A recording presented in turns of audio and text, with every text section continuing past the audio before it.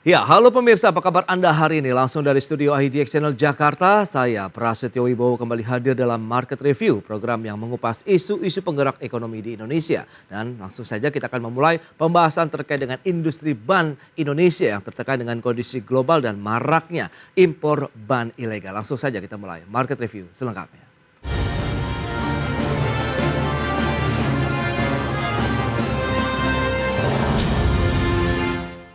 Pemirsa, industri ban nasional saat ini tengah dihadapi sejumlah tekanan yang berdampak terhadap kinerja dan pendapatan usaha. Hal ini dipicu oleh ketidakpastian global akibat perang Rusia-Ukraina dan juga Israel-Palestina, pelemahan rupiah hingga impor ban ilegal.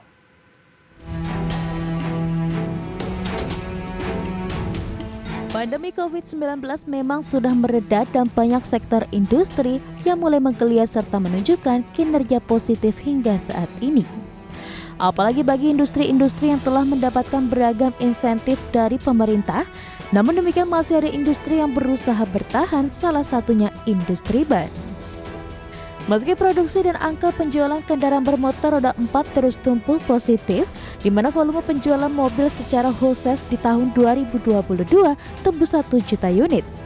Dan sepanjang bulan Januari hingga Agustus 2023 mencapai 675.287 unit, namun belum mampu mengangkat kinerja industri ban nasional.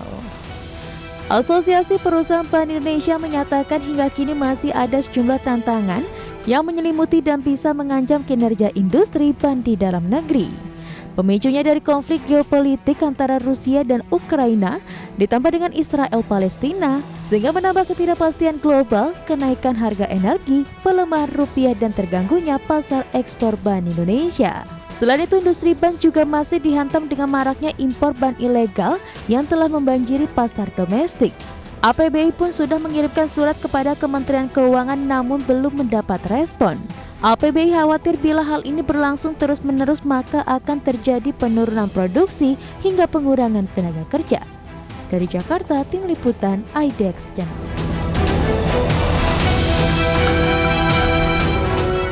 Ya, pemirsa, untuk membahas tema kita hari ini, industri ban tertekan kondisi global dan juga impor ilegal. Kita sudah tersambung melalui Zoom bersama dengan Bapak Abdul Aziz Pani. Beliau adalah Ketua Asosiasi Perusahaan Ban Indonesia. Selamat pagi, Pak Aziz. Selamat pagi Prasetyo, selamat pagi para pendengar. Ya, salam sehat, Pak Aziz. Ya, terima kasih. Baik, terima kasih juga atas waktu yang disempatkan. Ini menarik kalau kita bicara mengenai industri ban di tanah air begitu. Update terlebih dahulu nih dari Pak Aziz, bagaimana sih kondisi dari kinerja dan juga produksinya di tanah air? Oke. Industri ban ini baru 1 tahun sesudah COVID ini mulai membaik ya. Mulai membaik. Tapi tiba-tiba muncullah isu supply chain akibat perang Ukraina itu, dan akibatnya juga itu timbullah keributan soal Timur Tengah, sehingga ini mau memukul betul-betul memukul industri ban. Oke. Dan yang terakhir itu adalah kenaikan harga dolar. Ini bahan baku kita kan impor, dan 72% kita punya bahan baku masih impor. Jadi Prasetyo dan para pendengar sekalian, bisa dibayangkan bagaimana terpukulnya industri ban dalam negeri. Belum kita tuh sembuh benar lagi, baru mulai bernapas, dihantam lagi dengan ban impor yang luar biasa banyaknya yang masuk dari Batam dan dari Dumai. Itu luar biasa kayak apa namanya? Kayak itu impor ban itu kayak ini bisa kayak tekstil di Tanah Abang nih kalau berarti cukup melimpah begitu kalau kita lihat begitu ya masuknya ban-ban impor tadi. Oke. Kami ini perhatikan Prasetyo, kami perhatikan kalau sudah di akhir-akhir pemimpin politik berganti, di saat politik itu panas ya, misalnya pemilihan dan sebagainya, kampanye, di situ mereka dimain. Dan pejabat itu juga kelihatannya kurang diperhatikan. Saat-saat fokus teralihkan begitu ya, Pak Aziz. Betul, fokus teralihkan, itu kata yang tepat itu. Baik. Nah, Kalau bicara mengenai jenis ban yang tadi Anda katakan impor ilegal masuk ataupun membanjiri wilayah Indonesia, ini jenis ban yang seperti apa? Dan Oke, daerah bagus mana sekali. saja yang dibanjiri dari produk itu? Bagus sekali pertanyaan Prasetyo. Karena gini, Hmm, ban Indonesia ini ya memang belum punya ban untuk tambang. oke, oh ban tambang, baik. Jadi kadang-kadang saya bicara dengan para penambang-penambang nasional sudah bicara, mengatakan karena pada waktu itu Ibu Sri Mulyani keras sekali, dia stop itu ban tambang sama sekali demi menghemat devisa dan demi jangan masuknya ban impor ilegal karena itu kalau sudah perusahaan tambang itu punya surat, belum beroperasi ya, punya surat, sudah boleh dia menjadi importer produsen. Jadi dimanfaatkanlah ini oleh pedagang itu mengimpor ban melalui importer produsen tambang. Oke. Ya, halo? Pak Aziz? Ini tambang yang dia impor dengan, halo? Ya, ada sedikit gangguan Pak, mungkin bisa diulang lagi begitu jawabannya terkait dengan ban-ban yang jenis-jenis ban yang didatangkan begitu secara ilegal tadi. Ini ada dua perusahaan yang bisa mendapat importer produsen. Oke, Satu tambang dan karoseri. Ya, karena dia tuh memproduksi tambang, satu karoseri, jasa karoseri, mereka yang menjadi importer produsen. Ini nggak tahu bagaimana caranya, apakah ada permainan antara pejabat dan pengusaha, kita nggak tahu. Tapi walau mereka belum operasi, mereka sudah diberikan hak untuk importer produsen. Maka imporlah dia katakan misalnya saya butuh ban tambang 50.000 pieces, padahal dia belum operasi. oke. Nah, anehnya itu ban itu bukan dia perdagangkan aja, ban yang dia impor juga bukan ban tambang, ban passenger Jakarta ya yang dia impor. Ya, maksudnya untuk mobil penumpang. Oke. Ya, dalam negeri rusak dong, karena Indonesia ini rajanya dalam ban passengers. Kita ini kuat sekali Pak, passengers ya, ban penumpang. Makanya ekspor ke penumpang. Sudah itu yang kuat lagi kita di dua itu adalah ban yang bukan radial. Ban yang untuk SUV tapi yang bukan radial. Itu kita rajanya, itu sampai ke Afrika kemana-mana laku. Oke. Nah, itu yang mereka masukkan itu adalah ban-ban radial yang passengers, yang untungnya besar, yang perbedaannya jauh dengan ban impor, ya pasti jauh dong Prasetyo. Baik. Kenapa? Karena harga energi berapa di, gak usah ke Cina, gak usah ke India deh ya. Thailand sama Vietnam aja tetangga kita. Thailand itu gas cuma $4 per MMBT. Vietnam itu $3 per MMBT. Kita itu energi kan memang sekian, hanya persentase kecil untuk ongkos produksi, tapi tanpa energi nggak bisa produksi. Di Indonesia itu energi itu $11 coba dibayar. Oke. Jadi memang kita sudah nggak in a position untuk bersaing. Baik, nah dengan kondisi yang ada ini, Pak Aziz, lantas strategi apa, langkah-langkah yang ditempuh oleh teman-teman dari Asosiasi Perusahaan Ban Efisiensi, Indonesia? setinggi-tingginya efisiensi. Oke. Dan ini untung nggak meledak mereka karena kita belum bisa menyesuaikan kenaikan UMR sesuai dengan yang diminta oleh mereka itu ya, karena kita kan harus paham ada COVID Pak, baru kita mau selesai gitu. Ini untuk mereka nggak ribut juga, untuk mereka itu bisa mengerti bahwa situasi memang begini keruh sekali di pasar gitu loh. Nah, kalau kita cermati dengan kondisi tadi maraknya juga ban impor ilegal, kemudian tantangan global. Nah, kira-kira bagaimana kita mengatasi kondisi yang ada dengan upaya meningkatkan produktivitas, sementara bahan baku nampaknya juga masih menjadi tantangan tersendiri. Kita akan bahas nanti di segmen berikutnya Pak Aziz Pani, kita akan jeda sebentar. Dan pemirsa, pastikan Anda masih bersama kami.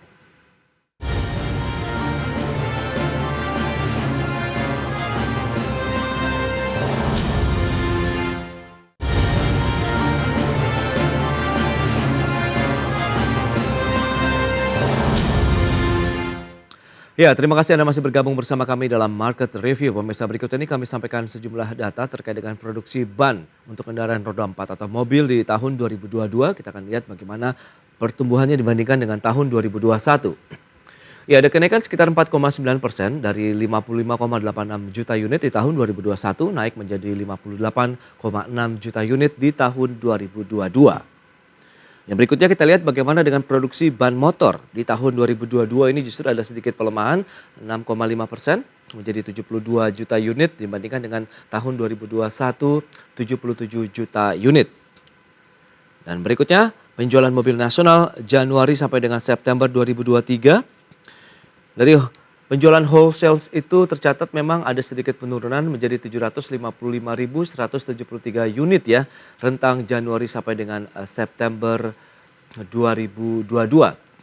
Dan kita akan cermati di tahun 2023 ini untuk yang retailnya juga justru mengalami kenaikan menjadi 746.239 unit dari penjualan mobil nasional. Baik, kita akan lanjutkan kembali perbincangan bersama dengan Bapak Abdul Aziz Pane, Ketua Asosiasi Perusahaan Ban Indonesia.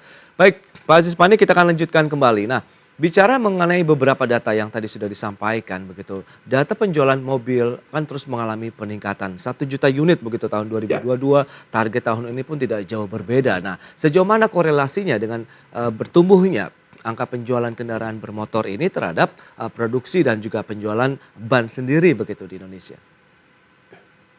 Pak Setio, ini seluruh ban kendaraan yang dibuat di Indonesia ini menggunakan produksi ban dalam negeri. Oke. Oleh karena itu, kalau Avanza itu diekspor ke Brunei atau ke Afrika, kalau Kid Eco itu Toyota Nova itu diekspor ke Afrika, itu semuanya menggunakan ban kita. Growth-nya industri mobil itu, anggota Gaikindo, membuat kita juga growth. Ya. Oke. Tapi di sini juga persaingan di dalam pasar permobilan juga nggak mudah, Pak. Karena kami kan anggota kami itu banyak, ada domestik, ada Amerika, ada Korea, ada Jepang ya. Ini juga mereka bersaing untuk masuk ke dalam itu. Tapi untuk pembagian pasar kita itu kira-kira untuk pasar OE itu cuman 10%, 10-15%. Yang besar itu ekspor. Oke. Yaitu yang besar itu ekspor kurang lebih 70-72%, sisanya baru domestik. Nah, domestik ini kalaulah pasar ini diamankan oleh pemerintah secara baik, ya 30 pelabuhan laut itu yang tidak bertuan itu ditertib oleh pemerintah, ban itu bisa tidak masuk ke Indonesia seperti sekarang ini ilegal begini secara seenaknya. Bayangkan Pak, misalnya growth industri ban di Indonesia. Sudah itu bukan itu lagi. Kita penghasil karet nomor 2 di dunia. Ya, di mana karet Indonesia itu namanya itu TSR SIR 20, jenis karetnya itu paling cocok untuk ban. Makanya Prasetyo, karena lahannya Indonesia ini cocok untuk karet, karena kebetulan saya kan ketua Dewan Karet yang tahu benar. Hanya lahan Indonesia ini yang bagus untuk karet alam bahan baku ban. Ini pemerintah harus sadar. Oleh karena itu bisa dibayangkan gemerlang sekali masa depan industri ban ini kalau bisa dikembangkan secara baik. Di samping dia merupakan industrialisasi daripada karet alam yang sudah hancur mendunia ya. Ini juga kan penghasil devisa, Pak. Jadi iya, iya. ini harus diperhatikan pemerintah, makanya kami meminta sekali perhatian pemerintah. Jangan sampai pasarnya diganggu seperti sekarang ini, gila ini Pak. Hmm. Banyaknya itu bahan impor, nggak bisa ditertibkan. Kasihan itu dealer-dealer kita nggak bisa jualan. Oke, sejauh ini Pak Jismani komunikasi yang sudah dilakukan terhadap pemerintah ataupun kementerian terkait dengan importasi ban ilegal tadi itu bagaimana? Penindakan sudah dilakukan atau tidak? Kalau Anda katakan dan bandingkan dengan industri tekstil kan juga sudah dilakukan beberapa kali pemberantasan. Dan bagaimana di industri ban sendiri yang ilegal tadi? Nggak bisa Pak, karena kalau dibilang pengawasan oleh pemerintah, perdagangan atau perindustrian itu kan di belakang meja Pak. Oke. Di lapangan ini kan kita nggak tahu. Itu kayak Duma itu mana ada di situ bioskop yang ketat, yang rapi. Di Batam nggak ada Pak. Banyak pelabuhan bisa mereka masuk. Yang ini diharapkan ini adalah angkatan laut Pak. Oke, oke. Nah, lantas bagaimana? Nampaknya kondisi domestik ini justru menjadi tantangan tersendiri, menjadi satu hambatan yang harus segera dicarikan solusinya, Benar, begitu. Nah, benar. kalau kita bicara mengenai penegakan hukum, kemudian bahan bakunya sendiri, Anda melihat bagaimana? Apakah ini memang harus segera dicarikan solusi sehingga tadi tidak ada lagi mungkin alih fungsi lahan perkebunan karet menjadi ya, komoditas lain misalnya? Betul, betul, betul.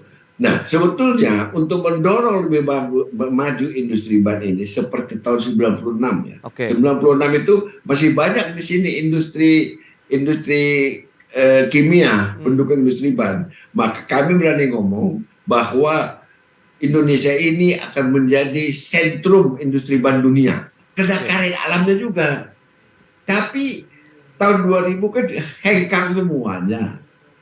Ya Berantah Mulia hengkang, apalagi banyak hengkang. Rencana mau membuat pabrik bahan baku sintetik rubber segala macam. Semuanya hengkang. Oke. Dan itu pemicunya dikarenakan apa, Pak Aziz? Ada satu hal, banyak kita harus sadar bahwa Indonesia ini kan remote areas Pak, geographical terpisah dari pulau-pulau tuh jauh ke selatan. Dari Priok ke Singapura, satu kontainer 40 footer, itu ada tambahan kos $9.000 loh. Satu kontainer Pak. Kalau dia 10 kontainer, kan kosnya tinggi. Kita jauh ke selatan gitu. Oleh karena itu memang satu-satunya jalan agar semua industri itu bisa bertumbuh seperti pesan Bapak Presiden. Perlu hilirisasi. Karena tidak akan ada industriawan yang melihat Indonesia dibandingkan dengan Vietnam yang dekat di dataran Cina situ ya di Asia kontinent, Thailand yang sana. Kita kan jauh ke selatan ini. Itu masalah yang harus dipikirkan Pak. Secara geografi posisi kita nggak menguntungkan. Oleh karena itu harus mencari langkah-langkah yang bisa menguntungkan kita. Memang betul digital ekonomi ini kalau berkembang bagus, tapi transportnya kan tetap transport Pak. Oke, iya. Nah, kira-kira kalau misalnya dengan kondisi seperti ini begitu, solusi apa sih yang diharapkan dari teman-teman APBI sambil juga kita menyikapi kondisi global? Tadi Anda kekhawatiran juga pelemahan rupiah ini berdampak terkait dengan cost production, kemudian juga kenaikan harga energi juga memberikan dampak juga. Kita akan bahas nanti di segmen berikutnya Pak Aziz Pani, kita akan jeda lagi sebentar. Dan pemirsa, kami akan segera kembali usai pariwara berikut ini.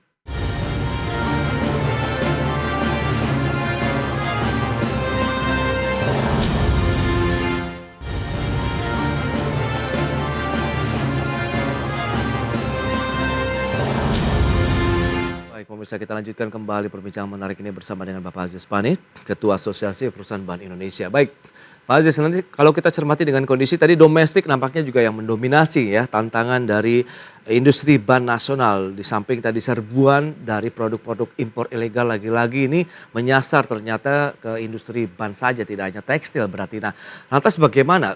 Kabarnya PBI juga sudah menyurati nih kepada Kementerian Keuangan begitu, dan sejauh ini respon tanggapannya seperti apa begitu untuk mencari titik tengah ataupun duduk bersama begitu untuk mencari solusi. Ini pasti tanda tanya masyarakat. Kenapa kami kirim surat ke Menteri Keuangan? Ya. Bukan ke yang lain. Karena yang kami percaya cuma Menteri Keuangan. Oke. Dalam arti kata, kalau mereka betul-betul berkeras untuk menjaga pelabuhan, menjaga tidak masuknya impor ilegal, amanlah kita sedikit. Satu, kedua, kalau kita tahu Menteri Keuangan itu bahwa posisi kita, mereka itu tidak akan mempersulit kita punya impor bahan baku, nggak pernah ya, tapi kita kan maunya semuanya lancar gitu Pak. Oke. Oleh karena itu kita lebih baik mendekati Menteri Keuangan daripada menteri-menteri terkait.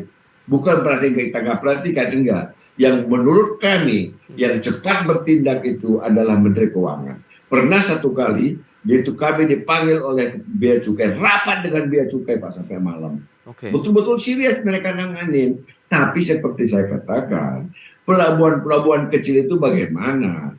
Tolonglah libatkan juga angkatan laut. Gitu loh, Pak. Oke, nah kalau kita memang menyasar bagaimana penegakan hukum begitu di sana atau mengawasi daerah-daerah yang tidak terpantau begitu sejauh ini kan berarti memang butuh waktu kemudian butuh koordinasi dengan banyak pihak begitu Pak Aziz. Nah Anda bagaimana begitu kalau hanya menyurati dari sisi Kementerian Keuangan saja? Apakah dari sana bisa nanti mengorkestrasi beberapa kepentingan lainnya begitu dengan pihak-pihak terkait? Apakah menurut Prasetyo yang paling berwibawa bukan Menteri Keuangan? Hmm. Makanya kami di situ, karena mereka bisa saja mengatakan tolong dong Pak Presiden tertibkan ini, nanti ini hasil pajak dari ini hasil devisa dari sini terganggu, kan gampang Pak. Ya kan? Paling wibawa Menteri Keuangan. Oke, nextnya bagaimana dengan melihat tantangan dari global sendiri yang belum kita sentuh tadi begitu. Pelemahan rupiah, kemudian eskalasi geopolitik yang semakin hangat begitu. Pak Setio, ini sudah betul-betul mengganggu kita Pak. Sekarang ini coba bayangin Pak, kita kan salah satu ekspor yang besar itu Timur Tengah, salah satu. Sekarang tiba perang lagi ini Israel sama Hamas, sehingga supply chain atau angkutan itu ke sana itu kan jadi cost mahal Pak. Bahwa boleh saya angkut tapi harganya naikkannya dong. Jadi ada risiko lebih tinggi. Nah, ancaman seperti ini yang kita nggak takut dan kita nggak bisa minta tolong pada pemerintah. Kita harus survive sendiri.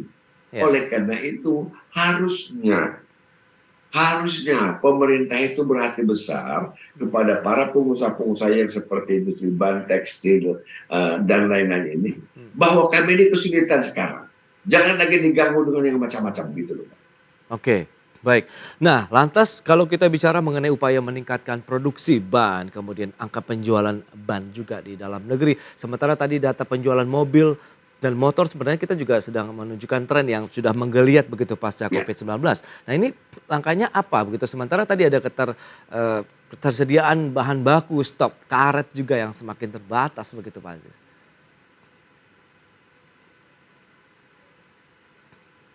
Ini Pak, nggak bisa jalan sendiri pasti nggak bisa. Ban itu ada di bawah Damen Perindustrian, perdagangan di bawah perdagangan, bisnisnya. Sudah itu kalau dia mau bergulir banyak di pasar perhubungan. 3 kementerian ini harus kami rapati. Kalau kami terganggu misalnya di bahan baku karet alamnya Menteri Pertanian gitu. Jadi memang industri ban ini banyak kali sangkut pautnya dengan kementerian. Oleh karena itu perlu sekali petinggi kita ini sadar bahwa ban ini di samping menyerap karet alam yang sudah tergurus ini, ya juga menghasilkan devisa, juga menghasilkan mengerjakan ribuan tenaga kerja, banyak sekali Pak karet alam ini Pak efeknya. Karena kalau kami hancur, habis karet alam Pak, habis. Karena semua karet alam kita yang pakai industri benar-benar yang pakai. Dan ingat, saya dikatakan tadi, kita ini karetnya paling bagus itu Indonesia. Kalau kita betul-betul bisa serap ini karet alam, maka kita akan bisa menguasai pasaran ban. Terakhir Pak Aziz Pane, optimisme Anda terkait dengan industri ban meskipun masih banyak tantangan yang menyelimuti industri ini di tahun 2023 dan juga bagaimana menatap tahun depan ini, Pak Aziz? Kami menatap tahun depan baik-baik aja, asalkan aman-aman saja dan damai-damai saja di bumi ini. Karena Prasetyo, kalau kerusuhan kecil aja mengganggu demand kami, itu harus diingat. Oleh karena itu, kami sangat mengharapkan adanya kedamaian, adanya keramah tamahan di bumi Indonesia ini. Dan ingat, Indonesia ini punya 270 juta orang loh. Yang kalau dia growth, ini pasar ban luar biasa ini kalau nggak dijaga pemerintah. Gitu aja Pak Setio. Terima kasih banyak. Baik, itu dia berarti memang yang perlu dijaga adalah stabilitas politik, stabilitas ekonomi, kemudian bagaimana mengantisipasi kita memasang barrier lebih kuat lagi nih untuk barang-barang impor ilegal tadi termasuk ban begitu ya, sudah mengganggu pangsa pasar ban di Indonesia. Baik, Pak Aziz Pane, terima kasih banyak atas waktu dan terima kasih Pak sudah Setio, para sampaikan. pendengar, terima kasih banyak. Baik, sampai berjumpa lagi Pak. Ya, terima kasih.